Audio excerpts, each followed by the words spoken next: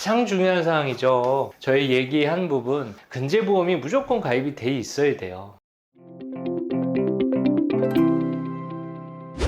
안녕하십니까. 보험금 청구의 기술 보청기 구독자 여러분 반갑습니다. 자, 오늘 보청기 TV에서는 근제보험 보상 받기에 대한 주제로 얘기를 나눠보도록 하겠습니다. 자, 근제보험에서 산재 다치면 다 해당되는 이제 추가적인 손해가 다 해당되는 건 아니거든요. 경미하게 다치신 분들은 근제보험이 가입되어 있다고 하더라도 추가적인 손해가 없을 수도 있습니다. 어떤 분들이 산재 근로자에서 근제보험으로 추가 손해가 해당이 될 수 있는 분들이 어떤 분들이고, 그 다음에 추가 손해 항목은 어떻게 되는지, 그리고 추가 손해 금액은 어떻게 산정이 되는지에 대해서 한번 알아보도록 하겠습니다. 산재로 다치신 근로자라고 하면 근제보험 어떻게 청구해야 되지, 어떤 경우에 실익이 어떻게 발생이 되지에 대한 부분들이 어느 정도 집약적으로 정리가 될 수가 있겠습니다. 시청 끝까지 해주시면 큰 도움을 받으실 수 있을 거라고 생각이 됩니다.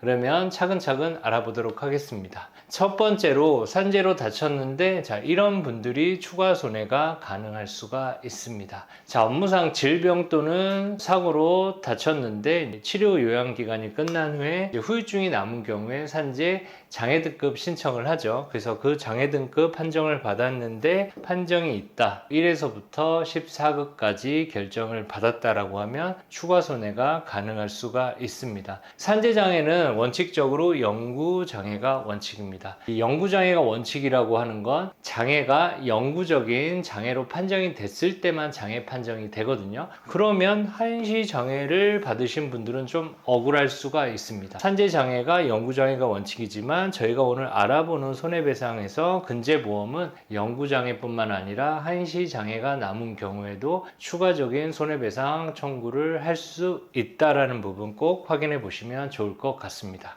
자, 그리고 산재장애는 산업재해보상보험법상 어떤 장애 기준이 정해졌고, 다친 근로자가 장애 후유증에 따른 심사를 거쳐서 그 범위 안에 들어오면 등급이 결정이 되지만, 저희가 오늘 알아보는 근제보험은 맥브라이드 장애표라 해서 근본적으로 산재장애와 근제보험 장애는 사용하는 장애 자체가 조금 다릅니다. 쉽게 말씀드리면 근제보험은 내가 다치기 전에 노동력이 100%였는데 다치고 나서 그 남은 후유증이 노동력이 몇 프로 떨어졌는지에 따른 부분으로 퍼센트지로 이렇게 해서 산정이 되는 게 맥브라이드 장애율이라고 간단하게 생각하시면 되겠습니다. 산재 보상을 받았어요. 그래서 추가 손해는 어떻게 산정이 되는지에 따른 부분들을 많이 궁금해 하십니다. 크게 나이, 과실, 장애율, 소득, 손해배상 금액의 4가지 산정 요소라고 보통 표현을 합니다. 그래서 다친 근로자분이 저 4가지 요소를 정확하게 안다라고 하면 내가 근제보험으로 청구할 수 있는 보상 금액을 산정을 할 수가 있습니다. 하나하나 보면 나이는, 다친 근로자가 나이가 적으면 당연히 추가 손해 금액이 많이 나올 수밖에 없겠죠. 왜냐하면 우리나라는 65세까지 일할 수 있는 기간으로 해서 다친 기간을 쭉 해서 금액을 산정을 하거든요.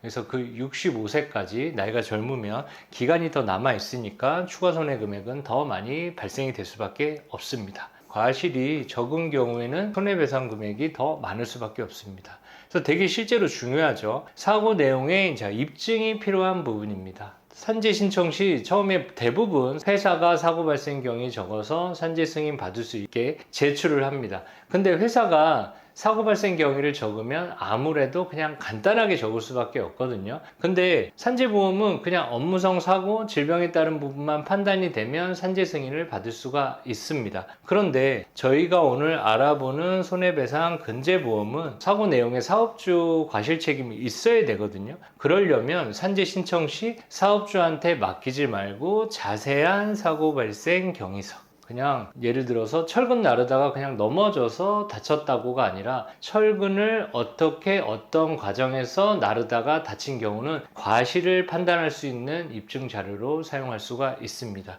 예를 들어서 이 과정이라는 사고 발생 경위에서 궂은 날씨에 사업주가 일을 시켜서 사고가 날 수도 있었던 거고, 그 다음에 안전교육을 실시했었어야 되는데 그 교육이 미비해서 근로자가 사고가 당했을 수도 있을 거고, 그리고 안전망이나 안전시설 시설이나 안전장구나 이런 게 다 제공이 됐어야 되는데 이 부분이 제공이 되지 않아서 사고가 뭐 확대를 했다거나 이런 부분들이 주장할 수 있는 다 과실이죠. 되도록이면 좀 디테일한 사고 발생 경위서를 작성하는 게 좋다라고 말씀드리겠습니다. 그리고 장애율은 약간 주관적인 요소가 섞일 수밖에 없겠죠. 그래서 청구하는 사람 입장에서는 장애율을 높게 청구를 할 거고, 보험금을 지급하는 근제보험사에서는 장애율을 적게 인정이 돼야지만 손해배상 금액이 좀 적을 수 있겠죠. 이제 이러한 싸움들을 보험사하고 할 수 있다는 거. 그리고 소득도 다친 근로자가 상용 근로자, 그 다음에 일용 근로자에 따라서 어떻게 청구하냐에 따라서 좀 달라질 수가 있습니다. 그래서 이 네 가지 요소를 고려해서 65세까지 손해배상 금액을 산정을 해서 저희 손익상계라는 개념으로 해서, 즉 산재에서 받은 금액을 공제해서 과실을 적용한 금액이 다친 근로자분들이 근제보험사로 청구할 수 있는 손해배상 금액이 되는 겁니다. 이렇게 산정이 되는 겁니다. 자, 그러면 추가 손해 항목은 뭐냐? 산재로 예전에 다치셨거나 뭐 받으신 분들은 더 이해하기 편하실 건데요. 산재보험에서 발생하는 치료비도 비급여 항목이 있습니다. 그리고 대학병원이면 비급여 항목이 더 크고, 대학병원이 아니고 좀 더 내려오면 비급여 항목이 좀 적거나 없을 수도 있지만 근본적으로 비급여 항목이 있습니다. 요양기간 동안, 수술기간 동안에 일시적으로 간병인을 써서 간병료가 발생을 할 수 있고, 요양기간 내내 너무 많이 다쳐서 뭐 척추 손상이나 하반신 마비 환자들은 계속 간병인의 도움을 좀 받아야 되는 상태가 있겠죠. 그러면 아시겠지만 실제 간병료는 내가 100을 냈는데 산재에서 받은 건 약간 뭐 보태주는 정도, 어느 일정 금액, 소량의 금액만 나오게 되거든요. 그러면 그 이제 발생하는 차익 금액이 있겠죠. 일일 단위로. 그 부분을 또 청구할 수가 있는 겁니다. 금액이 좀 클 수 있겠죠. 간병료가 발생을 한다라고 하면. 사고 내용에 과실이 적다라고 하면 휴업손해도 발생할 수 있고, 장애율에 따른 일실손해도 발생할 수가 있습니다. 언제까지? 65세까지 영구장애라고 하면. 그리고 기타 흉터가 남는 사고가 발생할 수 있겠죠. 그리고 화상 환자들도 흉터가 발생할 수 있겠죠. 그래서 산재에서는 기본적으로 성형 비용이 나오는데, 미용에 따른 이제 비용은 지원해주지 않고 기능에 따른 성형비만 발생을 하거든요. 그러면 미용 성형은 향후 치료비가 발생할 수 있겠죠. 이런 부분들이 저희가 근제보험으로 추가적으로 청구하는 손해 항목들이 될 수 있겠습니다. 자, 가장 중요한 사항이죠. 저희 얘기한 부분, 근제보험이 무조건 가입이 돼 있어야 돼요. 그래서 제가 따로 영상에 근제보험 가입 유무 어떻게 확인해요? 많이 물어보시는 분들이 있어서 근제보험 가입 유무에 대한 부분들은 별도로 근제보험 알아보기 편으로 좀 보시면 상세하게 아실 수가 있겠습니다.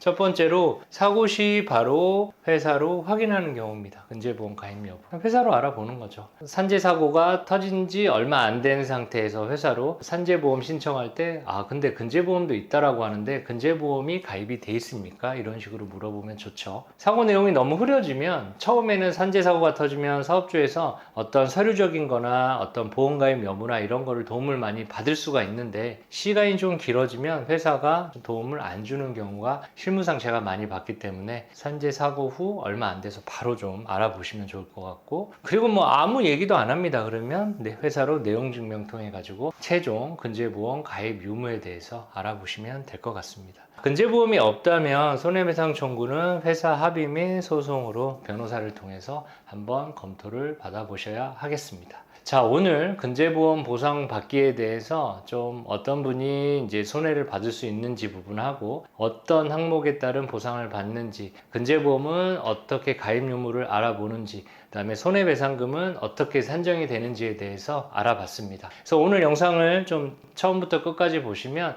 향후에 근제보험을 앞두고 있는 산재 근로자분들 어느 정도 해소가 됐을 거라고 생각이 됩니다. 자, 오늘 영상은 여기까지 하겠으며, 보청기TV는 매일 아침 출근길 보험 영상 정보로 여러분께 영상을 제공하고 있습니다. 영상이 유익하셨다면 구독과 좋아요, 알림 설정까지 부탁드리고 다음에 더 좋은 내용으로 찾아뵙도록 하겠습니다. 감사합니다.